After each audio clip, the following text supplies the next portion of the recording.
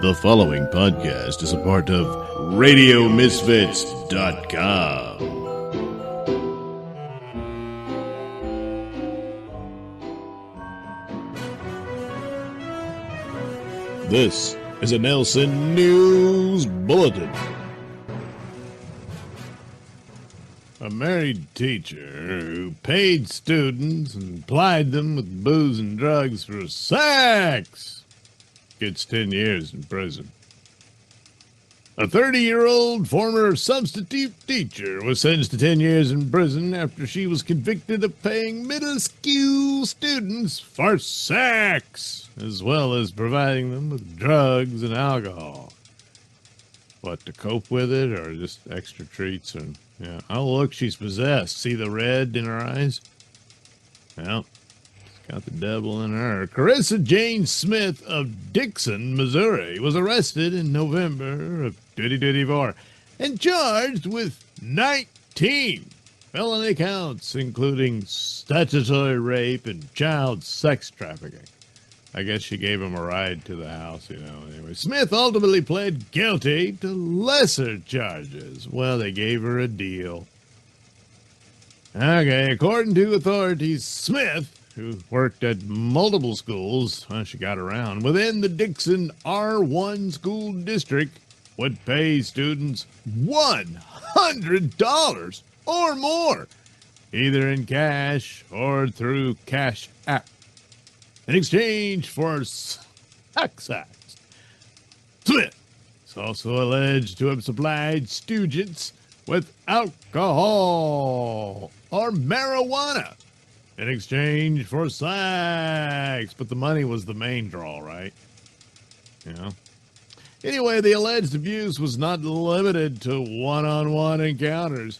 In one instance, a student was allegedly recruited by a classmate who asked if they wanted to do some work and make some money for work. Wanted to do some work and make some money for work. Okay. Before taking them to Smith's residence, where the abuse occurred, while the friend waited outside. Court documents details other shocking claims, including one student who alleged that Smith forced him to ejaculate inside her.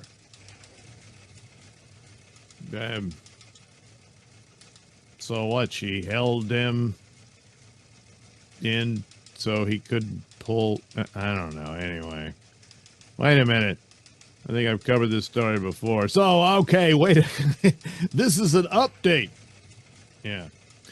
When the victim expressed his distress, stating, "That was fucked up," Smith's alleged response was to offer him more money. All right. Okay. Authorities allege that Smith went to great lengths to cover up her actions, including by repeatedly warning victims not to talk about their encounters, or she would get into trouble. Well, yeah. When one of Smith's victims was said to have in his possession video of her performing oral sex, Smith smashed the student's phone to destroy the recording. Yeah, that's... So, yes, you didn't upload it anywhere, did you? No, of course not. Okay. Smith is also alleged to have told her husband that one of her victims was blackmailing her with a video of them smoking marijuana, prompting the husband to threaten the boy with a baseball bat. I wonder if the boy said, "Oh, yeah? Let me show you this video instead." And, I don't know. In another instance, Smith's brother-in-law is alleged to have caught her in bed with an underage student after he had heard a rumor about a circulating video. So he heard the rumor. Said, I've got to go and confront her about this. And he just walks into her bedroom, and there she is with one of the students. Apparently that's how that occurred. She just couldn't stop, Well, anyway, Smith is alleged to have abused minors in various locations, including her home. Well, yeah. Often when her husband was away for work. Well, I assume he was always away for work or somewhere else other than there. Other locations where the alleged abuse took place in Smith's car, as well as in more isolated places, such as on the side of the road or even on gravel roads. How is that more isolated than her home? Anyone could drive by.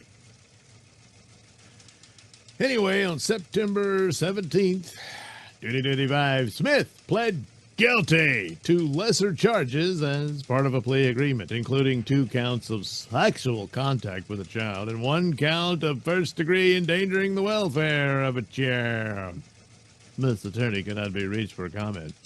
Well, I mean, he lost. You don't want to brag about that, you know. Yeah, you don't win them all. So, yeah. 10 years. Well, I wonder, what were the other charges? I mean, they just don't have the word rape in the charging documents or what have you. I don't know. But, well, she'll do 10. I guess she's mandated to do the full 10. I don't know if doesn't mention any possibility of parole, but, yeah. Well, there you have it. She had sex with a lot of students all over the place, apparently. And then no one noticed except her brother-in-law, who walked in on him. Okay. And she gets 10 years. And that's the story. What a mess. But anyway, that's public education for you. This has been a Nailsin News Bulletin. The Mr. Nailsin Show is brought to you by, well, me, Sun King. Yes, that's right. And, of course, you can enjoy my adventures here on the Mr. Nailsin Show rather regularly. But you can also see my adventures in full color within the pages of my comic book, also called, guess what? Sun King. Yes, that's right. You need only head over to indieplanet.com and search for Sun King, and my comic book can be yours. Don't delay. Order a copy today. Smellog's Poop, the super delicious laxative, presents The Adventures of Sun King. Faster than the speed of light, more powerful than an atomic bomb, able to leap the moon in a single bound. Look! Up in the sky! It's a comet! It's a UFO! No! It's Sun King! Yes, Sun King. And who, disguised as mild-mannered tabloid reporter Mark Milktit, fights a never-ending battle for truth and justice. We're moving! Jeez, it's a good thing we have displaced molecules, otherwise I'd be blowing chunks all over. Yeah, well, now, where are we? We appear to be in a bedroom. Yes, I'd say you're right. However, this isn't her bedroom. I don't recognize this place at all. Well, it looks like someone's in the bed. Yes, that's right. It looks like two someones. Oops. Uh-oh. Yes, that's definitely Sunshiner, and, she's in bed with a woman. Oh, wow.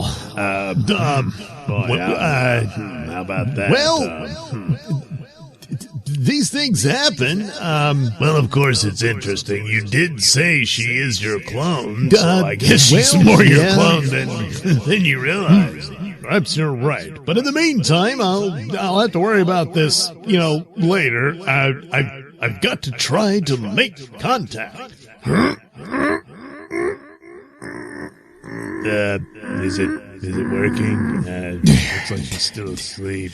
Wait a minute. She's stirring. I think it's working, Sun King. It'll work even better if I'm able to maintain my concentration. Yes, sorry about that, but look, she's waking up. What? Green snot. She is waking up. Sunshiner, can you hear me?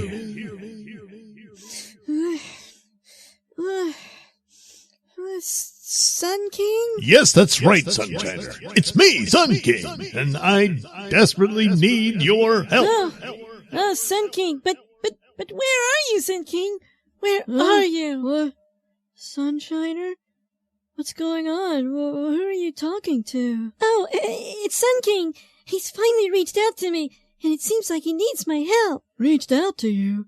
But I didn't hear any phone ring. Oh, no. We can communicate to each other through a psychic link. You know, it's like telepathy.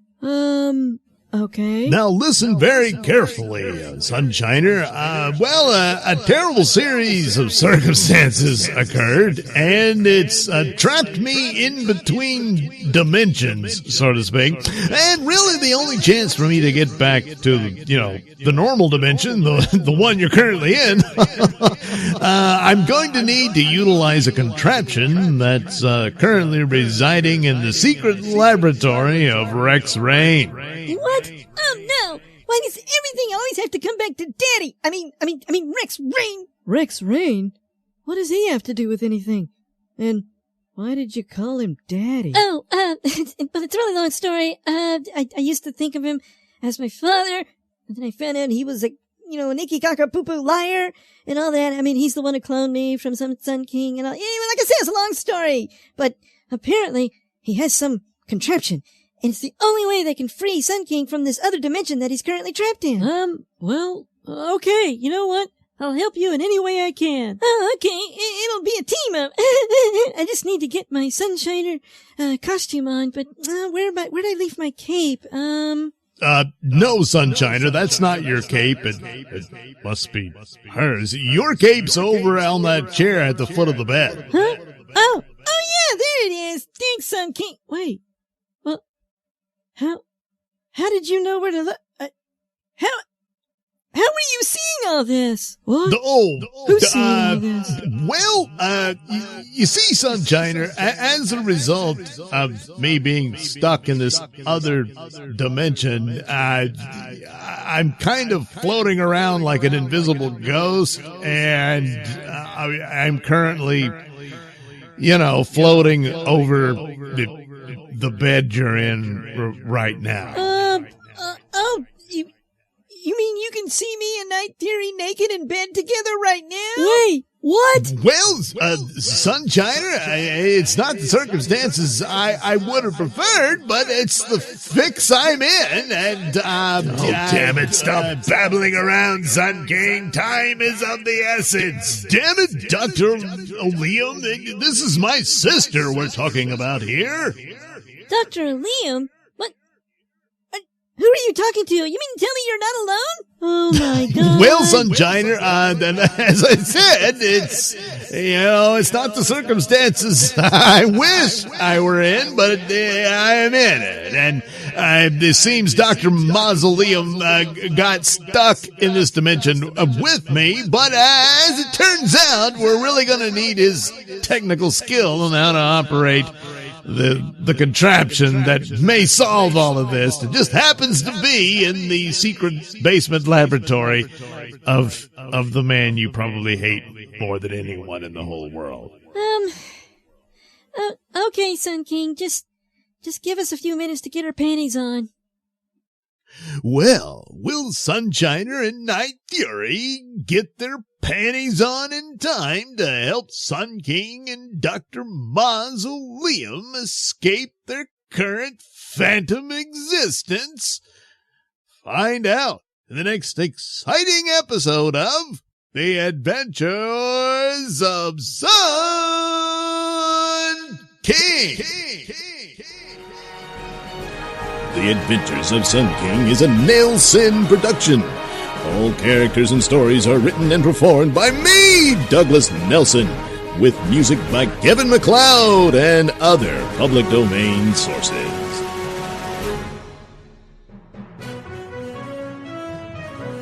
This is a Nailsin News Bulletin. Slender Man stabber Morgan Geyser captured after nationwide manhunt. The nationwide manhunt for Morgan Geyser, the Wisconsin woman convicted in the 2014 Slender Man stabbing, has come to an end. The Madison Police Department confirmed Geyser was taken into custody in Illinois at approximately 10:34 p.m., ending the intense search. Geyser escaped after she cut off her Department of Corrections monitoring bracelet and fled a Madison group home. Madison police announced her escape in a social media post.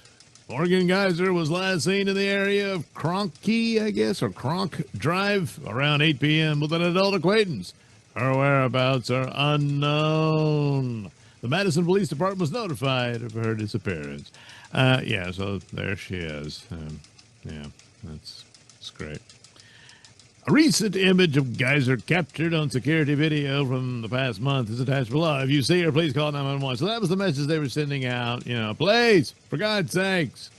If you see her, let us know so we can get her. Anyway, 2017, Geyser pled guilty to attempted first-degree intentional homicide in the violent stabbing of Peyton Leutner, but claimed she was not responsible due to her mental illness.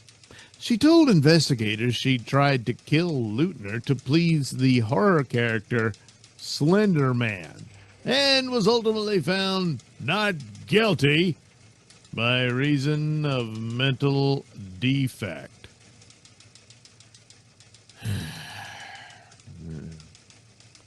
Geyser and her friend Anissa Weeder were 12 when they lured Leutner into a wooded park during a sleepover in May 2014. Geyser, encouraged by Weir, stabbed Leutner 19 times. Leutner miraculously survived the attack. Okay, this is her notebook, showing drawings depicting the Slender Man character as a stick figure, probably because she can't draw, with a large head with no eyes, sometimes with tentacles coming out of the back of his body. I guess that's what that is. Well, anyway, there's Peyton Leutner. But she survived. Geyser has been in custody at the Winnebago. Winnebago? It's just a Winnebago parked on the side of the road. Mental Health Institute for the last 7 years. She was initially sentenced to 40 years in the psychiatric hospital and was permitted to ask the court to consider her conditional release every 6 months. Yeah, that's probably where you messed up.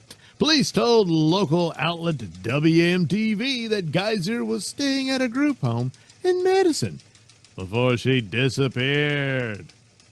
Yeah, that's the thing. It's just a group home. She just one day decided, I don't like it here anymore, and she walked away, Well, but don't worry, she had a monitoring bracelet. Yeah, she probably figured out how to get rid of that too,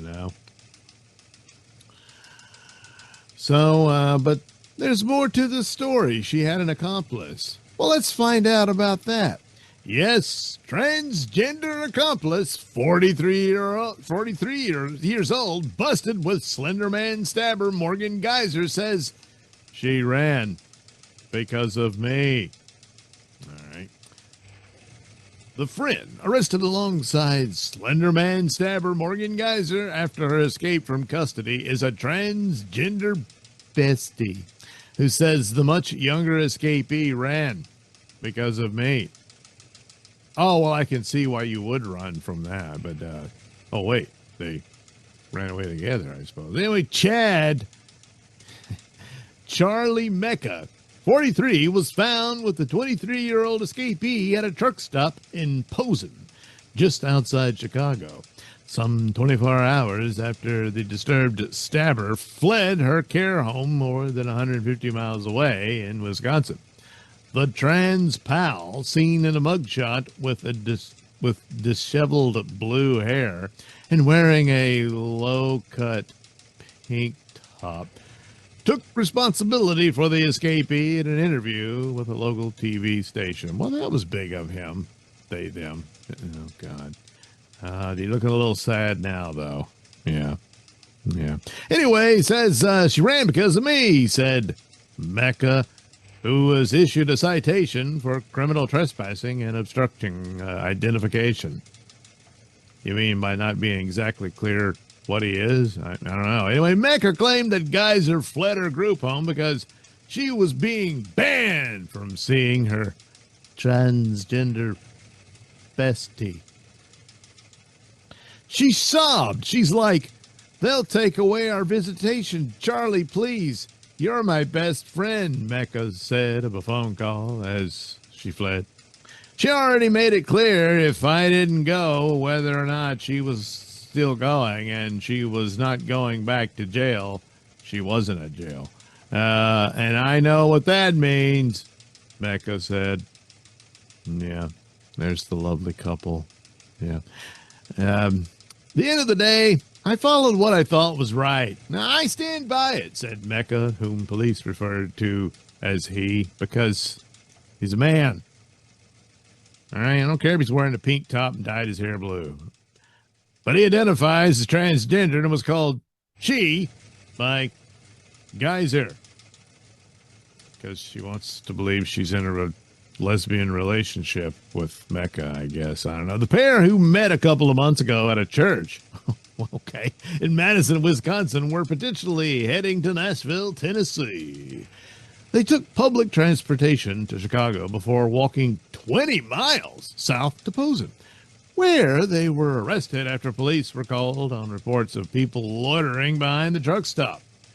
They thought, hey, something don't look right here. Geyser was only 12 when in 2014 she and another girl, Anissa Weir, lured a classmate Peyton Lutner into the woods and stabbed her 19 times. The victim did survive, as we previously saw. So, there she is. Oh, so she grew her hair, and I guess the earlier picture was, earlier of her buzz cut and all that. So, yeah, this is basically a couple of nuts. But the girl's the only one with a violent record, I guess. Completely delusional. And they found each other, So Lutner was able to crawl away to a nearby cycle lane where she was found by a passerby and ultimately survived. Geyser was found not guilty by reason of being a complete nut, which is true, but still, and was sent to a mental hospital before being released to a group home in Madison. Yeah. She removed her ankle tag and escaped, and was captured 24 hours later. When police found her, Geyser initially provided a false name, later telling cops she hadn't wanted to reveal her true identity. She had done something really bad, Geyser said, telling officers to Google her. Mecca, due in court later, I don't know. He probably won't suffer too much. It's not a whole lot here. She is an adult, so there's nothing about that. So they can be together if they want to be.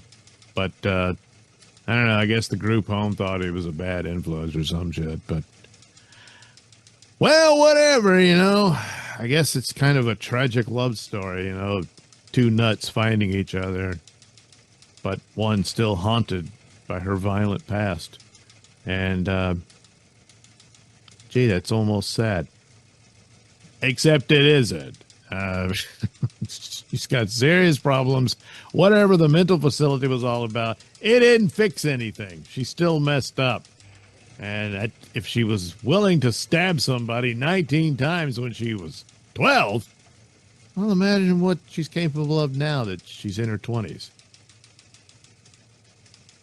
I mean, hopefully it's just she gets in a romance with a trans woman because she thinks she's a lesbian. You know, maybe that's all that comes of this. And if that's the case, well, then I guess it's all right. You know, I mean, in the end, her victim did survive. So, anyway, there you go. That's the weird, sad tale of Geyser Morgan.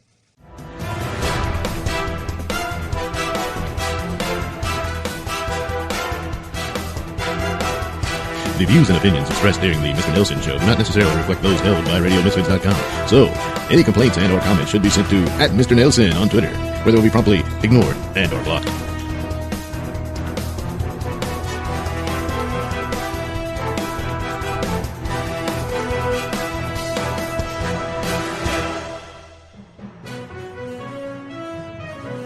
This is a Nailsin News Bulletin. An amorous couple was caught having sex in an Arizona eatery before they robbed it. Yes, a lusty couple caught on security camera having sex inside an Arizona restaurant before allegedly robbing it was arrested and thrown behind bars for the steamy late night ice. Carissa Suckanek, with just one letter, it'd be perfect, you know. 30 and Brian Morrow, 39, were hit with third-degree burglary charges after breaking into Mon Cherie restaurant in Old Town Scottsdale around 3:50 a.m. on October 25th and making off with $450 in cash and an iPhone 5 and a bottle of Bacardi rum. Wow.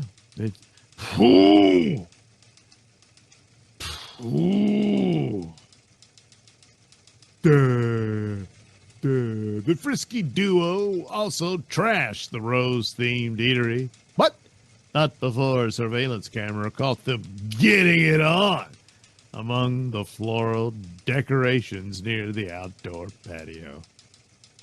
Oh, the flowers must have really put them in the mood, I guess. Is that like flowers all over, hang in the ceiling? Is that just a painting, or is they actual? I don't know. I don't know. That looks kind of creepy, like it's some kind of diseased flesh or something. I don't know. Anyway, they were then seen forcing their way inside. Oh, the Popular Bistro. They got caught in the moment. There's roses everywhere. Yeah, okay. Maybe it was kind of romantic, but modern day Bonnie and Clyde owner Lexi Caliscan told the outlet last month following the bizarre break-in. Yeah, sneaking around like ghost hunters. The eatery posted surveillance video of the wild caper on social media, enlisting followers to help ID the brazen couple. With tips from the community, officials cuffed Suckanek on November 3rd and busted Morrow at a Phoenix hotel the next day. The pair were also charged with possession of burglary tools.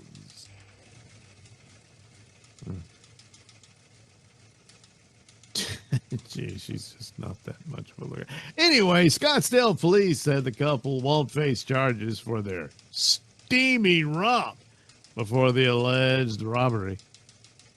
Okay, well, I guess technically it wasn't in public because there was, other than the camera, there was no witness to it. Anyway, neither suspect was booked for, nor are they currently facing any charges for the amorous activities caught on surveillance video, as it does not meet the criteria for criminal charges, authorities said. So they were booked in the Maricopa County Jail.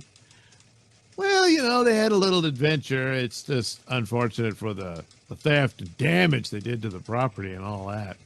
And I guess in the dark with all the roses, it made it more exciting, because otherwise... Ooh. So anyway, there you go, huh? They got something to talk about for years. Not everybody can say they, did it on the floor covered with roses at a place called Mon Cherie. But they can.